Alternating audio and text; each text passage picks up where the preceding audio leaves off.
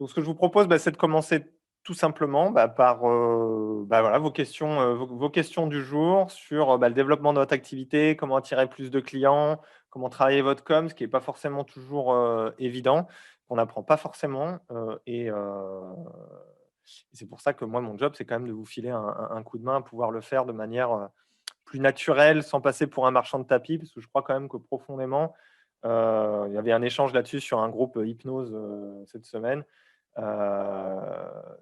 Vendre du business ou vendre du développement d'activité quand on ne sait pas forcément ce que c'est que d'accueillir des gens dans un cabinet, c'est pas forcément ce qu'il y a de plus facile parce que justement, nous, on vend de l'humain et on va pas vendre forcément des produits à proprement parler. On va vendre des accompagnements et des aides.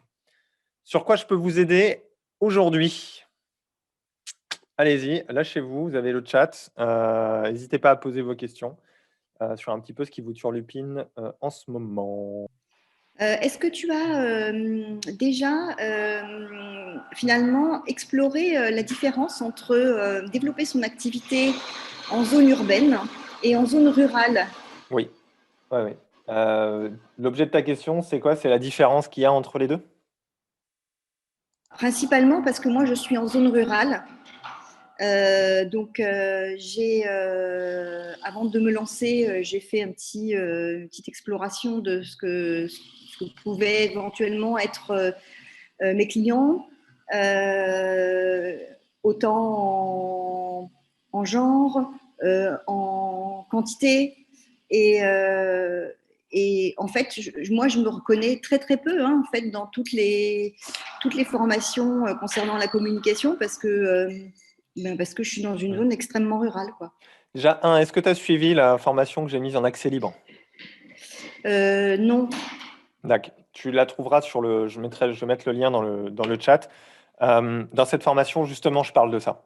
Je parle de d'accord. cette différenciation qui peut exister en fonction des situations. Parce que c'est pour moi tout l'objet du développement d'activité. C'est ce que je répète tout le temps et dans toutes mes formations de toute manière, et les points sur lesquels on travaille, c'est qu'en fait, développer son activité, il n'y a pas une méthode. Je t'ai mis le lien dans le chat. Euh, Ça va dépendre, de vos compétences en communication, de vos compétences aussi de thérapeute, c'est-à-dire qu'est-ce que vous proposez comme type d'accompagnement, où est-ce que vous en êtes de votre pratique. Typiquement, quelqu'un qui va faire de l'hypnose, il a plus de chances de trouver du monde que quelqu'un qui va faire de la thérapie quantico-spiritualo, enfin un truc que les gens connaissent pas en fait, tu vois, tout simplement. Donc déjà, ça va représenter une première difficulté. Ensuite, ça va dépendre du contexte. Effectivement, il y a une différence majeure entre le rural et la ville, ce qui n'est pas forcément un avantage d'être en ville, hein, parfois. Donc, du coup, dans le rural, il y a plein d'autres choses à faire, mais il y a aussi des inconvénients. Et le troisième point, ça va dépendre de vos objectifs. C'est toujours la même chose. C'est quels sont les objectifs que vous avez, vous, en tant que dans votre développement d'activité. Quelqu'un qui va vouloir faire 4 000 € par mois, ce ne sera pas le même qui se dira, bon, moi, avec 1 200, 1 300, je m'en sors très bien, ça me suffit. Moi, j'ai juste envie d'avoir un rythme de vie où je n'ai pas besoin de beaucoup d'argent. Et donc, tout ça, déjà, il faut répondre à ces questions-là. Et ensuite, on peut dire comment faire pour développer. Mais si ces questions-là, elles ne sont pas élaguées, et c'est tout l'objet de cette formation que j'ai mis à disposition, parce que c'est la base. C'est où vous en êtes et où vous voulez aller. Et typiquement, pour compléter sur ta question sur la zone rurale et sur la zone urbaine, en zone urbaine, qu'est-ce qui va se jouer? C'est la concurrence qui risque de se jouer. Par contre, les avantages, c'est qu'on aura peut-être plus de possibilités d'organiser des choses, plus de possibilités de constituer un réseau. Il y a un vivier de potentiels clients plus important. Or là, sur le rural, peut y avoir aussi une concurrence qui est importante. Ah, Chantal, je te vais faire comme ça. Mais il va y avoir aussi un vivier qui peut être intéressant. Mais la mentalité risque d'être différente. Peut-être qu'il faudra se déplacer plus. Peut-être qu'il faudra vraiment. Là, actuellement, je suis en train d'accompagner quelqu'un là-dessus en coaching individuel. On travaille sur faire tous les spots, les petits villages, les petites choses qui existent autour des petites villes qu'il y a autour de chez elle, et de voir où là on peut aller choper des prescripteurs, où là on peut organiser des choses maintenant que ça réouvre un petit peu les vannes sur les organisations d'événements. Donc pour moi, la clé, elle reste toujours la même chose, ça va être l'investissement. Dans les deux cas, ce ne sera pas forcément facile. Et ça va nécessiter d'aller chercher le client et pas forcément d'attendre qu'il vienne te voir. Parce que pour moi, l'attendre qu'il vienne me voir, c'est la base de visibilité qui là aussi peut être très difficile, comme sortir du lot sur Internet et ce genre de choses. Il n'y a pas de règle. Franchement, il n'y a pas de règle. Et je pense qu'il y en a, et de croire qu'il y en a une, c'est là où il y en a pas mal qui surfent là-dessus en disant Eh ouais, et moi, je te fais remplir ton cabinet en 3 semaines, tu vas voir, ça va être génial. Ouais, ben non, en fait, non. Parce que moi, je connais des personnes, la communication, c'est extrêmement difficile. Pour d'autres, techniquement, ils sont très à l'aise. Pour d'autres, ils ont déjà un réseau de malades. Donc, ça va vraiment dépendre de tous ces paramètres-là, en fait. Donc, avoir une réponse unique, c'est un petit peu illusoire. C'est tout l'objet de cette formation en Accessible que je t'invite à aller faire. Tu t'inscris, elle est plutôt conséquente, hein. C'est pas juste salut, je te donne 3 tips. Non, on va vraiment décortiquer chacune des étapes et comment tu te positionnes sur chacune des étapes. Et en sortie de cette formation, tu devrais déjà normalement savoir comment tu vas t'y prendre pour développer ton activité. Voilà. Je pense que ça répond à ta question, Nathalie. Cool. J'ai pas forcément le son, mais je vois que tu fais comme ça, donc ça veut dire oui, ça. Ouais. Moins qu'on soit en Inde, je sais pas. Ok, est-ce qu'il y a d'autres sujets que vous aimeriez aborder, d'autres questions? Là, on vient d'aborder la différence entre la zone rurale et la zone urbaine.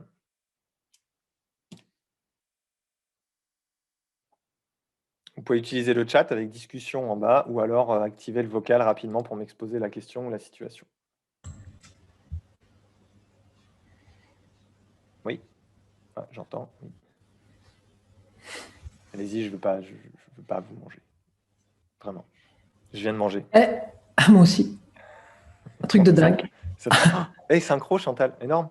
Ah, on est potes. Ça, c'est fou. On est potes de manger à midi, c'est fou ça. T'es vacciné?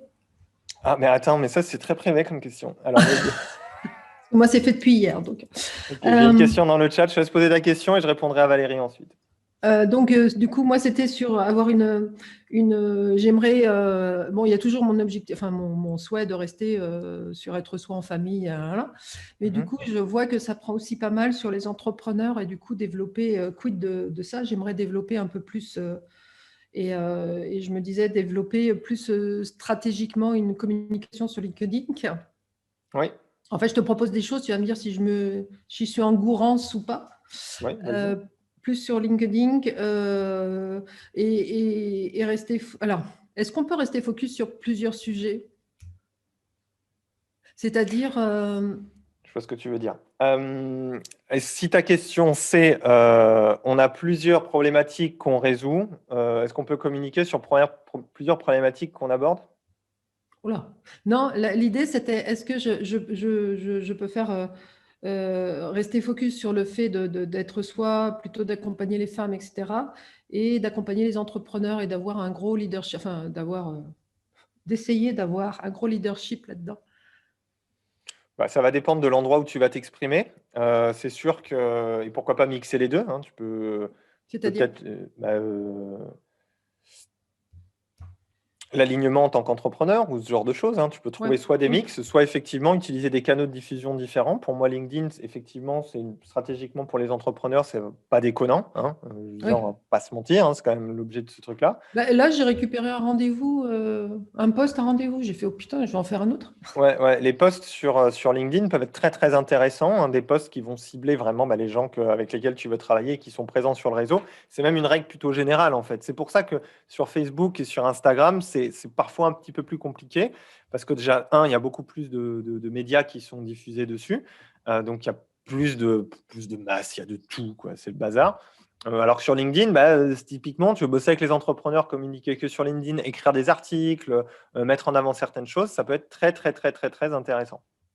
Donc oui, tu peux travailler sur les deux. Dans ce que tu me dis, je verrais bien une stratégie, le être soi, plutôt sur Instagram, grand public, un peu tout le monde, si possible, nicher encore un peu davantage, par exemple les femmes, je crois que c'est le cas, hein, d'ailleurs, tu es un petit peu là-dessus.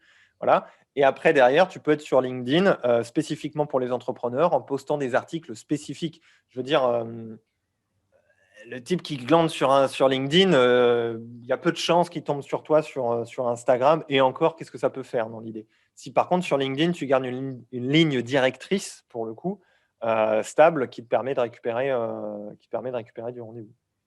LinkedIn, c'est un des médias qui convertit le mieux, hein. Le problème, c'est que Ben ouais, forcément, tu t'adresses à des professionnels. j'étais surprise parce que le mec m'a contacté, m'a envoyé un truc. Il me contacte hier soir. Est-ce que je peux vous avoir au téléphone demain? Ben, je dis oui. Puis là, il m'a dit bon, mais je prends rendez-vous. Bon, bah, Eh ben, ok. impeccable. Donc, Ouais. pour moi, c'est le focus, c'est un média, un sujet, si possible, Ouais. et on évite de tout mélanger. Ou alors, si vous mélangez plusieurs sujets, typiquement, j'ai une pratique et j'ai plusieurs problématiques, gardez une ligne directrice dans le pourquoi. Typiquement, moi, c'est générosité, cœur et méthode. Dans tout ce que je fais, il y aura le fond de ma philosophie derrière, peu importe ce que je propose, que ce soit un site internet, mon programme d'accompagnement en formation en ligne et mes coachings individuels. Et même sur certaines cibles qui seront aussi différentes parfois en fonction des moments et des problématiques. Typiquement, ceux qui vont plutôt démarrer, ils vont avoir certains médias, certains articles et certains produits. Ceux qui seront plus avancés, et ceux qui veulent carrément développer une autorité, créer des programmes de formation en ligne, etc. Mais ça ne m'empêchera pas d'avoir ma ligne directrice, ma philosophie générale qui ne bougera pas pour le coup. Ouais. Alors, du coup, ça fait rebondir la question sur le site web. Du coup, la question que je me posais aussi hier soir, c'était est-ce qu'il me faut vraiment deux pages hyper bien structurées pour répondre aux deux, ou alors un site différent? Enfin, Ouais. du coup, Alors, justement, je vais profiter pour en répondre à la question de Valérie dans le chat. Bonjour, un site web est-il indispensable? Donc, pareil, je te renvoie à la formation en accès libre où j'en parle en long, en large et en travers de ce qu'il faut faire avec un site web ou non. Mais je vais quand même apporter des éléments de réponse. Je t'invite quand même à aller la consulter. Dans l'idée, un site web, voilà, une question que je pose dans cette formation, justement, c'est et si Internet n'existe pas, qu'est-ce que je fais? Pour moi, tout le monde devrait se la poser, celle-là. Parce que une stratégie Internet, c'est une partie de votre communication à aujourd'hui. Sauf si techniquement, vous êtes plutôt à l'aise, si vous aimez les réseaux sociaux, si vous aimez fouiner un petit peu pour améliorer votre référencement, tout ça, si ça vous botte vraiment, OK, vous pouvez faire une stratégie Internet à 100%. Si ce n'est pas le cas, il y a un minimum syndical à assurer, c'est-à-dire ce que j'appelle la carte de visite. Je vais répondre à ta question, Chantal, mais je développe. Et le minimum syndical, c'est la carte de visite. C'est salut, je tape ton nom sur Internet, je te trouve, je vois ce que tu fais, c'est propre, pro, clean. Sur mobile, ça marche nickel. N'oubliez pas, 85% des gens qui tombent sur un site qui déconne un peu ou qui est mal fait s'en vont tout de suite. Tir cadrage. Parce que faire un site, on y passe souvent des mois. Le résultat, il n'est pas forcément à la hauteur du truc. Et le rendu n'est pas forcément top. Et du coup, ça devient presque plus contre-productif qu'autre chose. Donc oui, un site web, il peut être indispensable s'il est très bien fait. Déjà, il est indispensable pour que si on tape votre nom au minimum, on vous trouve. Parce que si vous allez démarcher un prescripteur, si vous allez laisser une carte de visite quelque part, forcément, peut-être que la personne elle ira voir sur votre site web pour voir si vous êtes vraiment pro, pour voir des avis. Vous voyez, ce sera beaucoup plus pertinent. Ça répond à ta question, Valérie? Et pour compléter avec Chantal, en attendant que tu me répondes, Valérie, l'idée de savoir est-ce que je fais deux sites web ou ce genre de J'ai choses. levé un pouce, mais visiblement, tu ne l'as pas vu, donc je te le dis oralement. Un pouce oral. Voilà, un pouce oral. Voilà, mais j'avais levé le pouce comme ça. Merci beaucoup, Super, Pierre. nickel. Bon. Mais je t'invite à aller la formation, j'ai tout mis dedans, même si certains me disent c'est fou. En fait, je l'ai écouté, mais Ouais. comme ça me paraît un tel boulot que pour l'instant, j'avoue que je zappe un peu cette partie-là, Ouais. mais c'est pas Tu bien. peux. Tu peux, c'est pas. Je vais remettre un peu l'église au milieu du village. Développer une entreprise, c'est du travail. Et vous êtes entrepreneur. Donc, c'est peut-être un truc qu'on oublie, c'est qu'avant d'être thérapeute, pour vous faire connaître et gagner votre vie, vous êtes une entreprise. Donc, de fait, c'est communiquer, c'est plein de choses en fait qui sont énormes. Comme j'ai écrit dans un de mes articles dernièrement, est-ce que vous connaissez beaucoup d'entreprises qui se lancent sans business plan? 95% des thérapeutes se lancent sans business plan. C'est problématique. Donc oui, c'est beaucoup de travail, mais c'est pour ça que j'essaye de simplifier aussi le truc. C'est-à-dire que le site web, c'est pareil, j'ai fait un truc, une formation exprès juste pour tac, tac, tac, séquencer le site web. Mais quand ce n'est pas votre taf, sous-traité. Tu vois, c'est un budget, c'est pas grave. Vous avez lâché 4 000, 5 000, 6 000 balles en formation et tous les ans, vous lâchez 500 balles, 600 balles, 700 balles en formation complémentaire. Vous pouvez bien laisser un petit billet de côté pour faire votre site web parce qu'une fois qu'il est fait, il est fait. Voilà, terminé. Tu vois. Des fois, il ne faut pas hésiter. En plus, jusqu'à fin juin, là, il y a le gouvernement qui file 500 balles pour vous aider à faire votre site web et vos supports de com. D'ailleurs, s'il y en a que ça intéresse, vous me contactez, je pourrais peut-être vous proposer des trucs. Et dans l'idée, Tout support de com? support de com, ouais. Et ils appellent quoi comme support de com? Alors, ce n'est pas les formations coaching, mais par exemple, Doctolib fonctionne. C'est-à-dire tu peux faire financer ton Doctolib avec ce truc-là. Tu peux faire financer une partie d'un site web avec ce truc-là. Donc, ils vont filer 500 balles? 500 balles, ils te filent, ouais. Cool. Bah, c'est jusqu'à fin juin, donc il ne faut pas traîner. Je vous filerai le lien sur le groupe. Ouais, j'ai vu ça passer sur Facebook, je crois. Ouais. Donc le truc, c'est que pour moi, la carte de visite Internet, elle est pratiquement indispensable. Tu as dit quoi, Nathalie? Perso. Ça fait comme, tu sais, comme tout le monde s'en fout, là. C'est perso, j'ai un site web et je... Ça fait un peu ça, non? Perso, j'ai un site web et je l'entretiens régulièrement en y mettant des vidéos et des posts. Quelle part de visibilité ça représente? Ça va dépendre de ton référencement et où est-ce que tu diffuses ce que tu postes en fait dessus. C'est-à-dire, tu peux avoir un super site web, tu peux faire plein d'articles, mais si les gens ne cherchent, là c'est du SEO, hein, si les gens ne cherchent pas ce que tu as tapé, tu ne trouveras pas. Si tu ne les partages pas sur des réseaux où ce n'est pas que tes potes qui le voient, mais des clients potentiels, parce que c'est souvent ça le problème sur les pages Facebook, c'est que des copains qui l'ont liké, mais les copains, ce n'est pas des clients, donc on s'en fout. Donc le tout, c'est d'en trouver des nouveaux. Laurent Bertin, il dit tout le temps un truc, il dit en communication, c'est l'attraction en fait. Et je suis complètement d'accord avec lui. C'est l'attraction client qui est le numéro 1. Vous pouvez avoir un site internet magnifique, ce que je pense indispensable si on tape votre nom et qu'on vous trouve.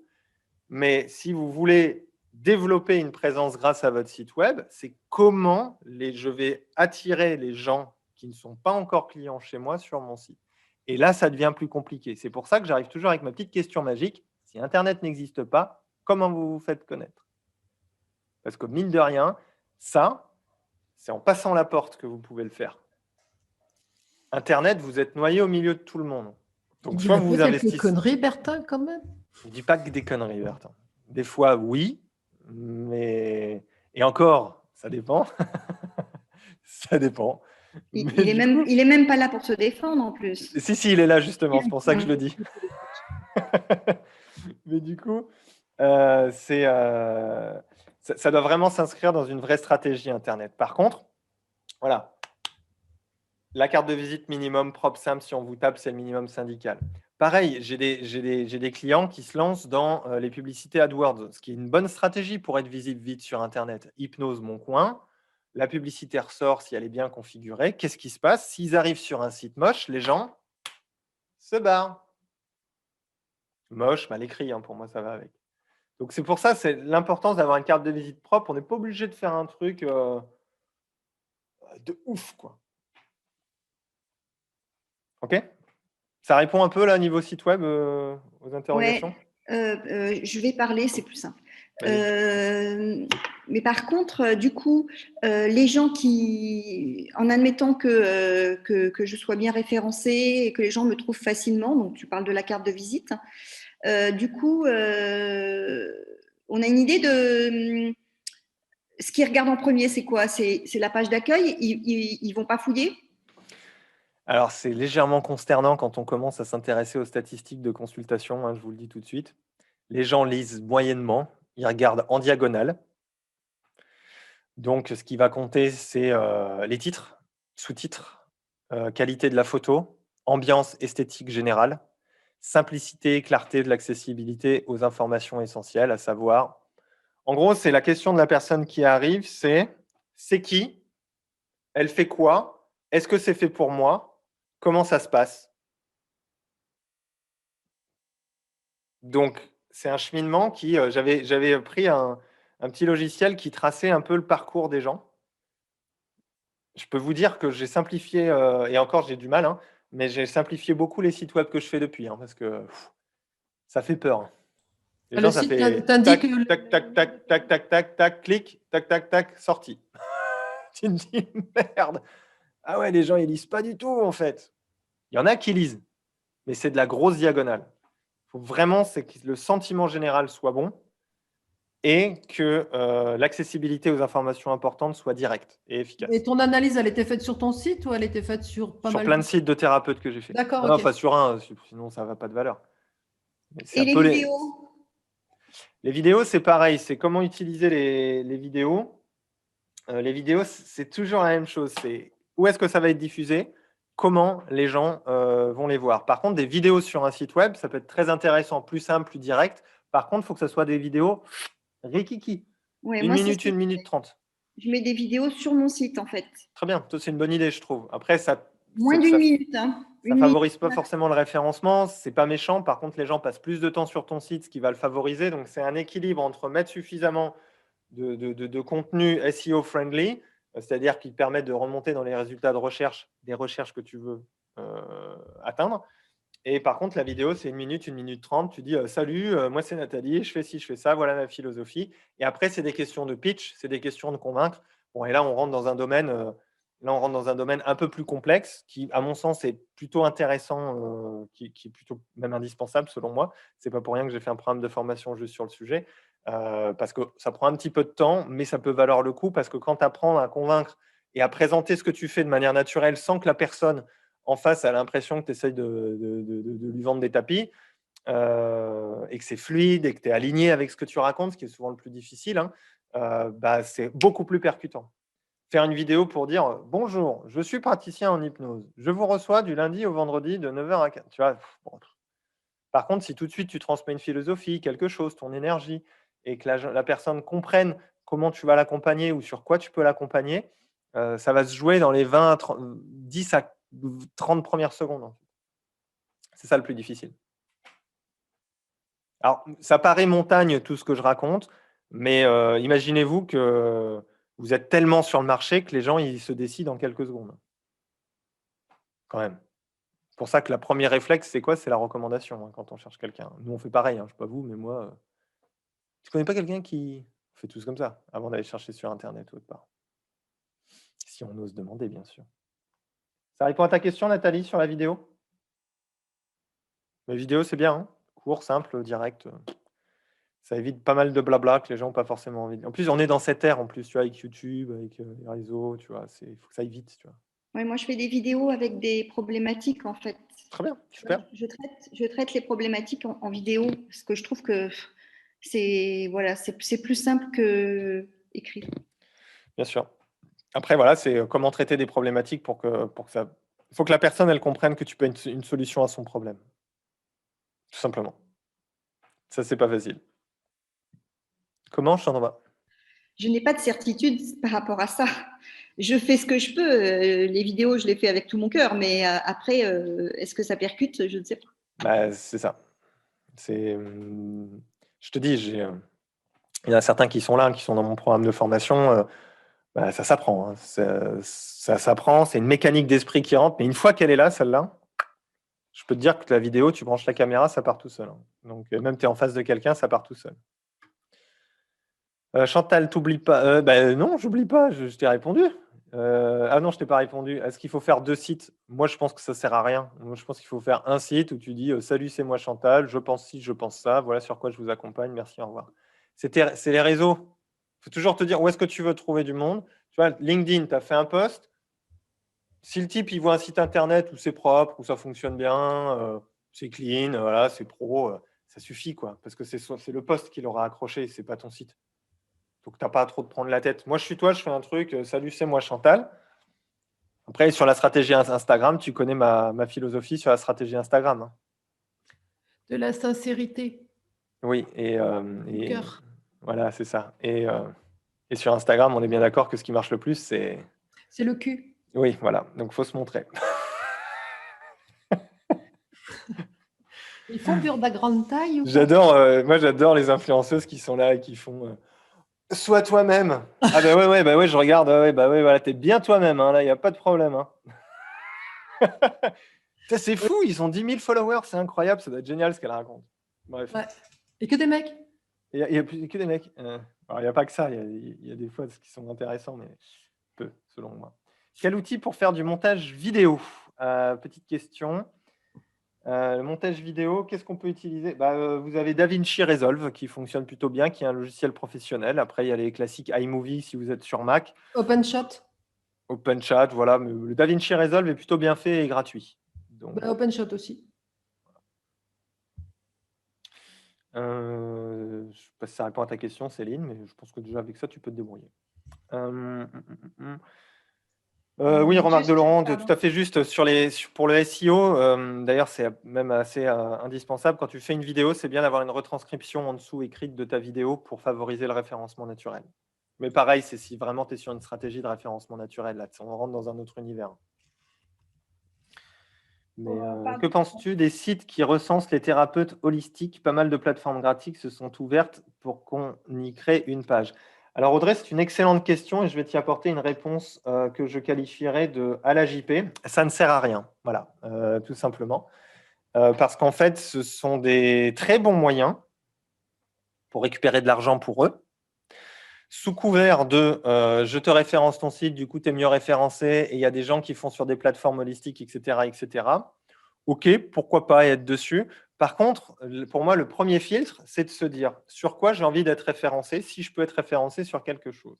Et ensuite, derrière, c'est d'aller s'amuser à voir sur Google comment l'annuaire en question est positionné. Si celui-ci est noyé ou n'est pas du tout visible, c'est ce qu'on quand tu as un lien de ton site internet sur un annuaire, ça s'appelle un backlink. D'accord? Et ce backlink, il a une qualité auprès de Google. Et si tu es inscrite sur un annuaire qui est paumé dans les résultats de recherche, ça va plus desservir ta note de référencement auprès de Google qu'autre chose. Donc, je pense, très sincèrement, que tu vas être juste renoyé une nouvelle fois parmi une masse de thérapeutes holistiques, plus que ça ne va véritablement te servir. Ce qui va te servir déjà, c'est tes retours clients, c'est tes recommandations. Soignez votre bouche à oreille, soignez votre réseau autour de chez vous. Ça sera déjà une très bonne chose. Plutôt que va sur les pages jaunes Doctolib ou des trucs comme ça qui sont bien référencés, plutôt que d'aller sur des annuaires de thérapeutes holistiques qui, à mon sens, puis il y en a combien? Moi, j'ai reçois des mails tous les jours. Salut, la nouvelle plateforme qui aide tous les thérapeutes. Ouais, ok, super, mais il y en a 40 des plateformes de thérapeutes. Voilà, c'est ma réponse à JP.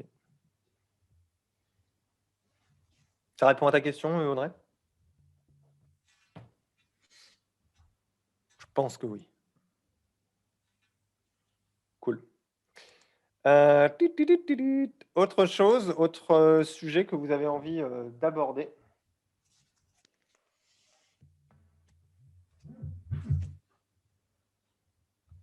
Non? Oh, quand même, ça fait qu'une demi-heure là. Je peux tout aborder quand même. Communiquer sur l'ouverture du cabinet, c'est-à-dire? Ah oui, organiser un truc genre salut, le cabinet il s'ouvre. Alors pour moi, c'est un super moyen de communiquer sur l'ouverture du cabinet, mais pas forcément de la manière dont on le pense au premier abord. Moi, je ferai le tour de tout ce qui existe dans ta ville et dans ton entourage pour signaler qu'il y a un nouveau cabinet qui vient de s'ouvrir. De la coiffeuse, en passant par le boulanger, en passant par le truc, en passant par le ci, en passant par ça. Je ferai le tour de tout simplement, avec une petite carte de visite dans la poche. Pas dans le but de laisser les cartes de visite, parce que ça sert. Ah oui, ratissage large. Là, c'est même pas la peine. Personne le fait. Ou très peu le font vraiment, ou bien. Quand tu le fais, c'est en mode salut, je viens me présenter, je viens de m'installer. Basta, tu vends pas ta sauce. Par contre, quand tu y es, ah ben c'est sympa, ouais, c'est cool, et vous êtes installé où? Je suis à tel endroit, nanana, nanana. Et là, tu poses la question, vous savez ce que c'est ce que je pratique? Et là, tu as la porte d'entrée. Et à partir de ce moment-là, tu as un oui, tu as un non, il faut calibrer, bien sûr. Et ensuite, tu peux enchaîner derrière beaucoup plus facilement pour attiser un peu plus de curiosité.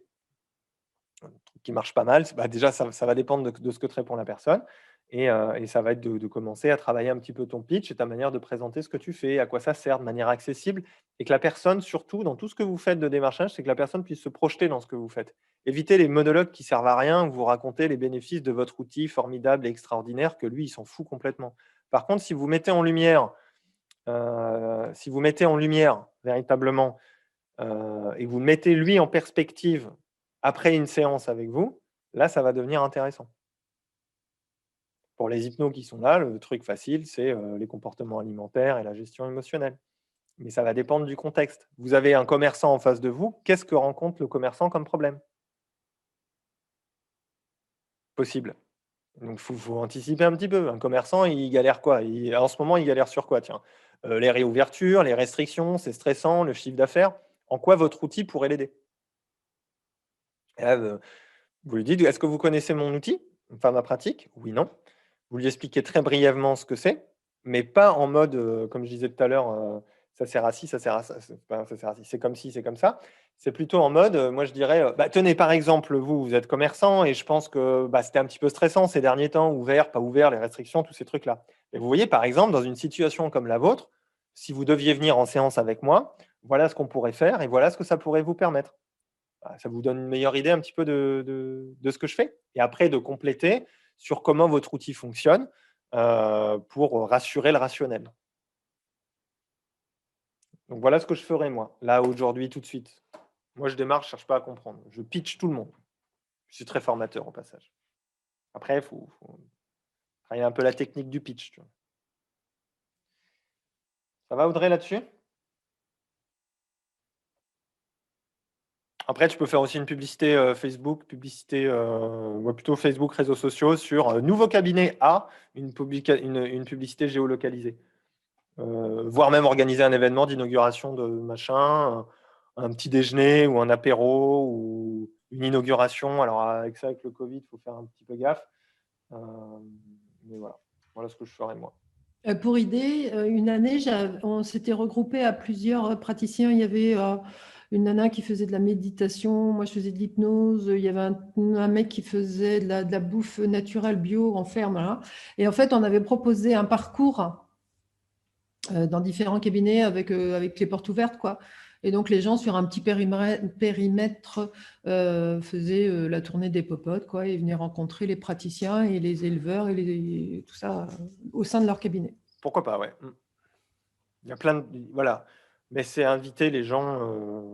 Moi, je pense que c'est typiquement d'organiser des petites choses, c'est toujours très sympa. Après, dans tout ce qu'on organise, faut pas avoir peur qu'il n'y ait personne. Mais si c'est bien fait, si c'est bien pitché...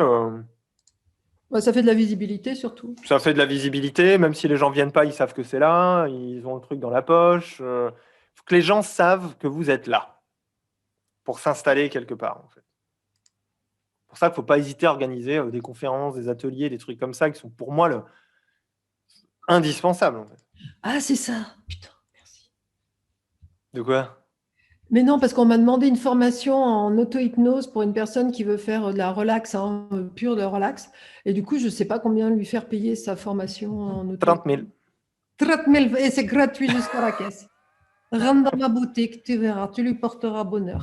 Je sais pas, tu vois. Mais là, pareil, le prix c'est la valeur de transformation, tu vois, par rapport à ce que tu proposes. Ou alors, je pensais faire une journée de formation auto-hypnose et puis voir qui viendra. Et puis faire payer un prix, quoi, un petit prix, 60 balles ou 80 balles, je sais pas. Tu pars de zéro ou il y a déjà une demande? Il y a une personne qui m'a demandé, mais je sais qu'à chaque fois que je propose un atelier auto-hypnose, les gens sont intéressés. Bah, fonce. Ouais. Tu fais 2-3 soirées et au bout des 2-3 soirées, tu dis allez, je fais une journée de formation complète. 100 balles. Tu as 10 personnes, c'est bien. Non, parce qu'il y a une nana qui m'a demandé, mais j'ai pas envie de lui faire payer une journée complète, quoi. Enfin, seul, mais seul, c'est difficile. Bah oui, seul en plus, c'est compliqué. Non, il faut au moins 5 ou 6 personnes. Tu peux lui dire, bah, je garde votre place, je vais faire un peu de promo et dès que j'ai 5-6 personnes, ou alors si vous connaissez des gens que ça pourrait intéresser, faites-en la promo, comme ça moi je l'organise dès que j'ai 10 personnes. Et ça te fait un prescripteur en passage. Que penses-tu de la diversification de l'activité comme des ateliers d'information sur l'hypnose et la différence entre cabinet privé, maison médicale ou des services en matière d'efficacité? J'ai compris la première partie de la question, mais la deuxième, et la différence entre cabinet privé et maison médicale. Ah, c'est-à-dire ton lieu d'exercice? Voilà. Ouais, ok. Ça va dépendre avec qui t'es, mais c'est une question de feeling. Ça, c'est un petit peu. Ça, c'est un petit peu chaud parce que ça va dépendre qui tu vas avoir dans ton cabinet, quelle est la sensibilité. Enfin, dans ton cabinet médical, par exemple, si la personne en face elle est réfractaire à tout ce que tu fais, ça ne sera pas productif. Euh, Là, pour le coup, c'est un énorme ça dépend, quoi. Moi, je pense que j'ai pas de règle là-dessus. Moi, quand je me suis installé, j'étais avec une ostéo. Je pensais qu'elle m'enverrait du monde. Elle m'a envoyé une personne en 3 ans. Et pourtant, ce n'était pas faute de lui avoir proposé des choses, etc., parce qu'elle n'était pas du tout à l'aise avec l'hypnose. Ça la faisait presque chier. Tu vois. Donc, avec le recul, je serais plus vigilant quand je m'installe quelque part à quelle est la sensibilité des gens avec qui je m'installe dans le même cabinet sur ce que je propose. Et tout de suite mettre en avant la complémentarité. Là aussi, c'est une question de pitch.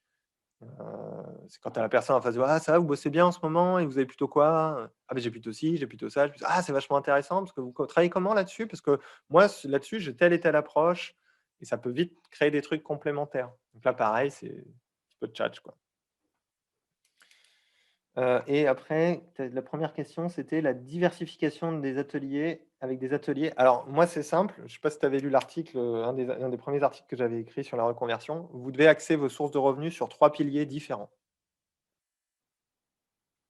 Donc, je pense que ça répond à la question. Donc, oui, c'est à mon sens aujourd'hui quasiment obligatoire. Vous devez faire du cabinet, vous devez organiser des choses et avoir encore autre chose.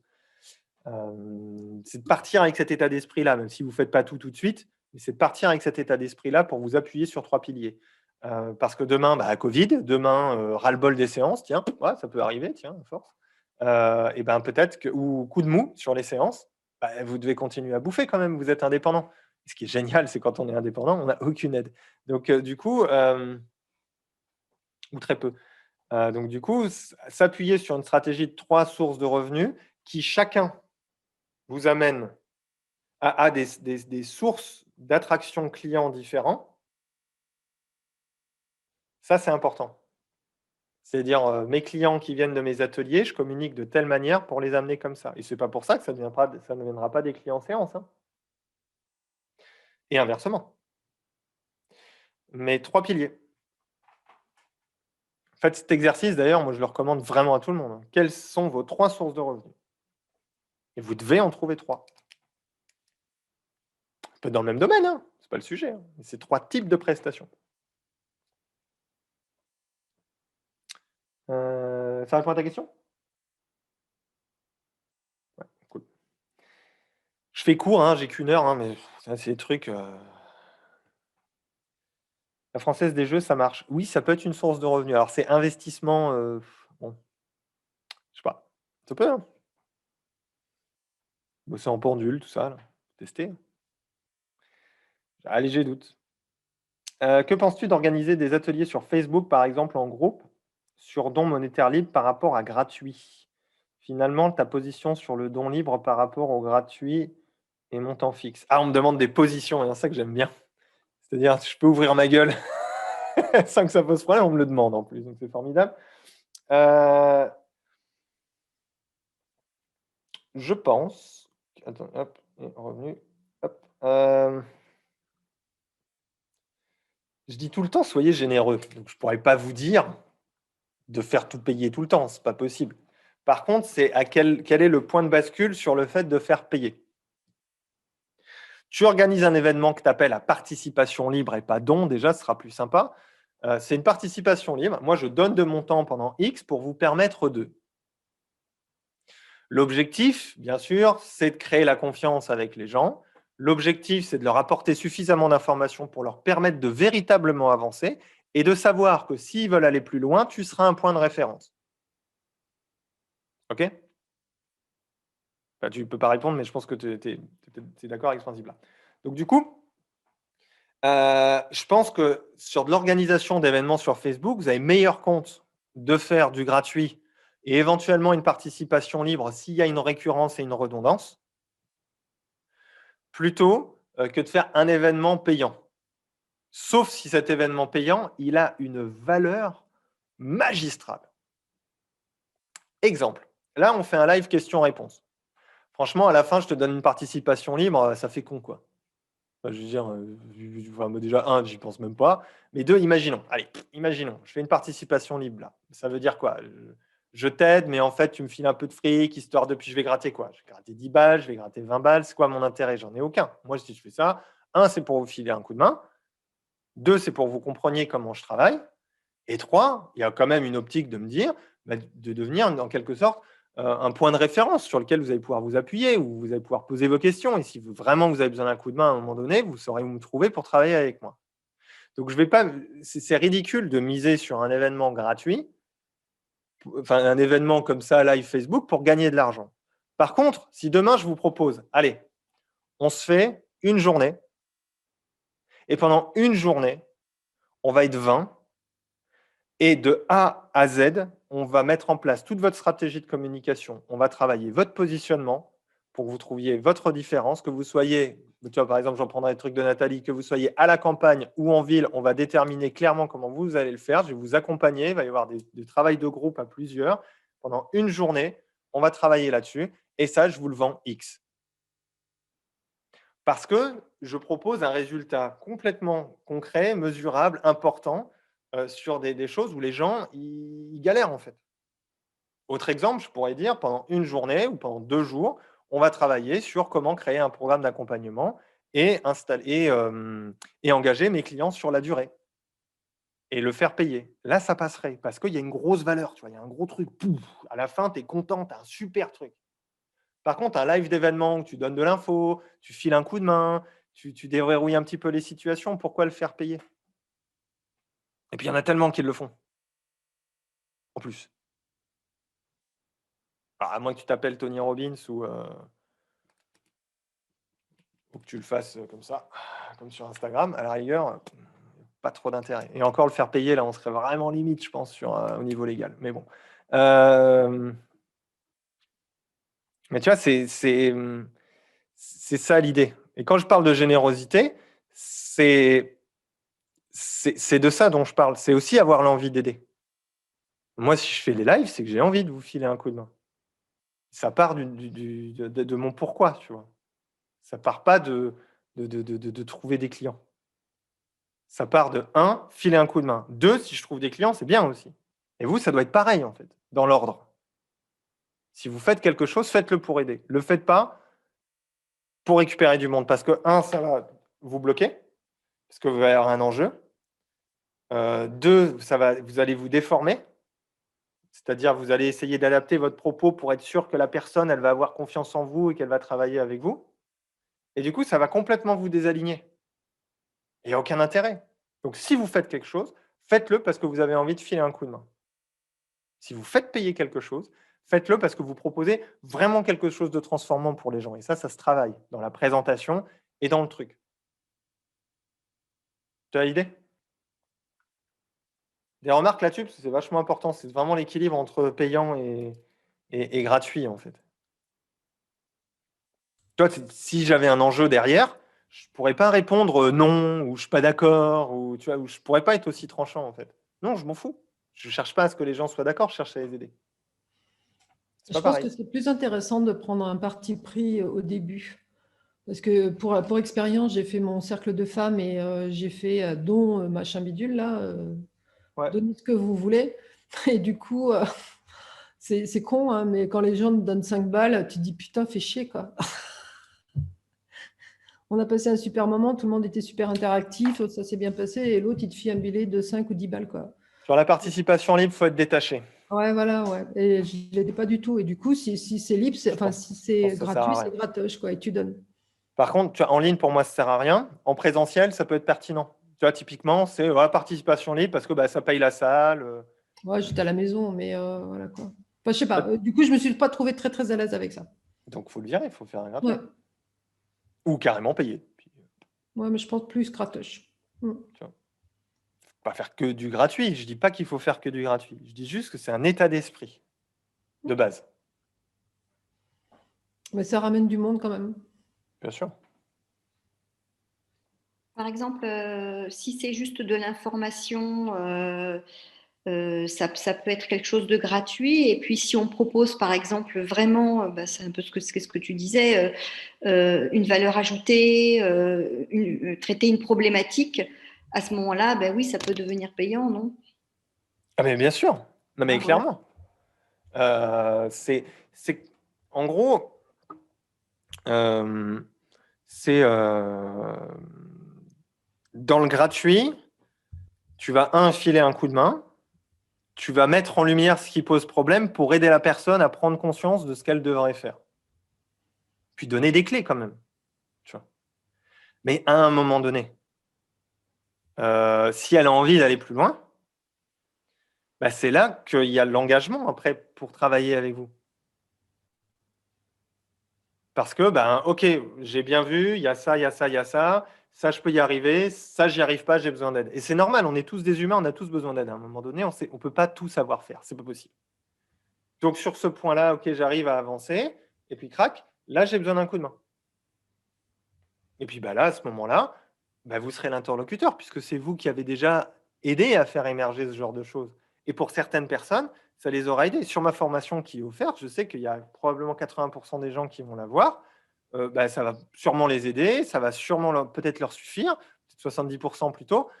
Mais il y aura toujours à un moment donné un point de butée quelque part qui fera qu'il y aura peut-être besoin d'un coup de main pour faire un site internet, ou alors apprendre à pitcher, ou à trouver un petit peu ce qui vous rend unique, ou ce genre de choses. Et c'est là qu'après, on rentre dans un vrai travail. Mais ça, après, c'est un autre investissement, que ce soit du point de vue de votre point de vue, de votre travail que vous donnez, et aussi que la personne s'engage. On connaît la notion d'engagement dans un accompagnement. Hein. C'est tu t'engages parce que tu décides de t'y mettre. Tu vois, c'est ça aussi. C'est comme faire des séances gratos. Moi, je dis qu'il faut jamais faire de séances gratuites comme ça. La séance gratuite, c'est toujours un deal. C'est OK, déjà limite, c'est une faveur que je te fais, parce qu'il y a eu un relationnel, il y a eu un contexte. Et de deux, c'est OK, tu me laisses un avis et tu m'envoies du monde. Et je te fais la séance. C'est un deal. Donc, c'est plus le même rapport. Il y a un engagement. Mais faire que du gratuit, sur une séance de thérapie, par exemple, à la rigueur, le faire pour quelqu'un qui peut vous ramener beaucoup de monde, ça peut être intéressant. Mais comme ça, pourquoi? Pourquoi? On enlève toute la valeur, en fait.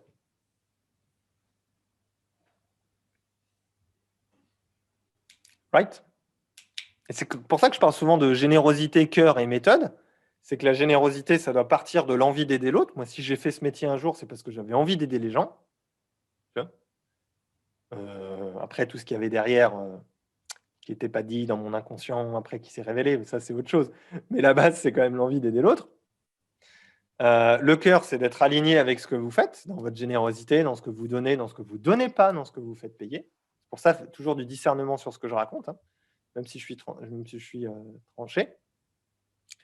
Et la méthode, c'est que à un moment donné, il faut savoir comment faire. Je vais rebondir sur sur ta question, Nathalie, c'est quoi pitcher? Pitcher, c'est justement la méthode, d'une certaine manière, et les connaissances qui te permettent de savoir comment, quand tu vas présenter ce que tu fais, tu vas intéresser l'autre. Et pour ça, il faut un minimum de connaissance de soi, il faut un minimum de confiance en soi aussi, et il faut apprendre comment fonctionne la personne en face. C'est ça. Presque, je vais reprendre une phrase de Laurent, pareil, c'est connaître l'autre mieux que lui-même. Savoir se vendre? Pour moi, c'est pas se vendre. Se vendre, c'est achète-moi, achète-moi, achète-moi. Pitcher, c'est de dire ah, tu vis ça et t'aimerais vivre. Je te le fais, la caricature complète. Mais j'ai une formation longue comme ça, rien que sur le sujet, donc je ne vais pas te la faire en 5 minutes. Hein. Mais l'idée, c'est voilà, je comprends ce que tu vis et je comprends ce que tu aimerais atteindre. Et je sais pourquoi tu n'y arrives pas. Et du coup, voilà ce que je te propose pour y arriver. Si vous mettez en lumière chez quelqu'un la galère dans laquelle elle est, si vous mettez en lumière chez quelqu'un le truc qu'elle rêve d'atteindre mais qu'elle n'arrive pas, juste en lui disant ça, déjà, qu'est-ce qui se passe? La personne, elle vous écoute. Et après, vous pouvez lui dire que vous faites ça avec de l'hypnose, avec de la bioénergie quantique, avec du magnétisme, avec un tutu, avec une baguette magique, elle s'en fout, hein, quand vous aurez créé la confiance avec la personne. Et c'est ça, pitcher. Pitcher, c'est s'intéresser à l'autre, en fait. Ce qu'on est censé faire en séance tout le temps, normalement. Normalement. Mais qu'en communication, il est absolument essentiel de le faire. Et ça, il n'y a pas de secret, ça s'apprend. Vous ne pouvez pas le deviner. Ça demande de l'expérience, ça demande aussi de la méthode. C'est pour ça que mon programme du révélateur est que là-dessus. C'est votre singularité, ce qui vous rend unique. Travailler un petit peu parfois sur la légitimité aussi, hein, mine de rien, au passage, hein, rapport à l'argent, tout ça. Mais ce n'est pas le sujet vraiment de fond. Le sujet de fond, c'est d'apprendre à comprendre comment je communique pour intéresser l'autre. Et ça s'applique surtout. Vos pubs, vos flyers, quand vous êtes en face de quelqu'un, sur vos sites Internet. C'est ça, pitcher. Ça répond à ta question, Nathalie? Après, c'est un mot de jargon en com, pitch, donc je te l'accorde. Mais en même temps, vous êtes dans un cadre de communication, donc je peux me le permettre. Ah, mais il n'y a pas de mot français pour ça, de toute façon. C'est l'art de se présenter. Se vendre, je l'utilise des fois, mais c'est plus pour piquer les gens. Parce qu'il y a un côté, je veux pas me vendre, tout ça qu'on a beaucoup, hein, on va pas se mentir. Hein. C'est normal, je veux dire, se vendre, c'est quoi? On n'est pas de la marchandise, quoi, tu vois. Par contre, pour moi, le marketing, c'est créer la confiance. Le marketing, c'est faire comprendre à l'autre qu'on peut être une solution à son problème, chose qu'il ne savait pas il y a 5 minutes. Et c'est pas vendre à tout prix. Elle est là pour moi la différence énorme. Moi, quand les gens m'appelaient, le premier truc que j'essayais de faire, c'était de les convaincre de ne pas travailler avec moi. Ce que je fais encore aujourd'hui. Donc, pour savoir vraiment de quoi tu as besoin. Pourquoi tu m'appelles? Pourquoi tu penses que je peux t'aider? Qu'est-ce qui te fait dire que je peux t'aider? Mais ça, c'est moi. Hein. Je n'suis pas obligé de le faire. Mais parce que tu vois, par exemple, arrêt du tabac. Ma première question, les gens, ils hallucinaient. Je leur demandais toujours, mais pourquoi vous voulez que j'arrête de fumer?